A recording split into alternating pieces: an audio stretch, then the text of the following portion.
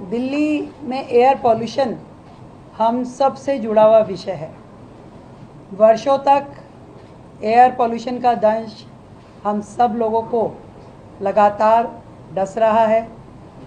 दिल्ली के लोगों को अनेक प्रकार की तकलीफ़ों ने हमेशा इस एयर पॉल्यूशन के कारण घेरे रखा और हम सबका एक ही सपना है, clean Delhi, green Delhi, healthy Delhi. और मुझे बड़ी खुशी है कि हमारे एनवायरनमेंट डिपार्टमेंट ने, हमारे मिनिस्टर एनवायरनमेंट ने, सब ने मिलकर के एक बहुत ही बेहतरीन एयर पॉल्यूशन मिटिगेशन प्लान 2025 बनाया है, जिसके अलग अलग आयामों की चर्चा मैं आज यहाँ कर रही हूँ। सबसे पहले एयर पॉल्यूशन को कम करने के लिए, ख़त्म करने के लिए हमारे जितने भी साइंस ऑर्गेनाइजेशंस हैं, हम उनके साथ MOU करेंगे, जो कि अपने लेटेस्ट इनोवेशन आइडियाज़ उसको दिल्ली सरकार के साथ मिल कर के प्रदूषण के खिलाफ लड़ाई लड़ने में सहयोग करेंगे। फॉर एग्जाम्पल, दिल्ली सरकार ने अभी IIT कानपुर के साथ में एक MOU साइन किया, जो कि क्लाउड सीडिंग और आर्टिफिशियल रेन पे आधारित है, जिसको हमने एक पायलट प्रोजेक्ट के रूप में शुरू करने की मंजूरी करी है और बहुत जल्द दिल्ली में पहली बार क्लाउड सीडिंग के द्वारा आर्टिफिशियल रेन की जाएगी। दूसरा,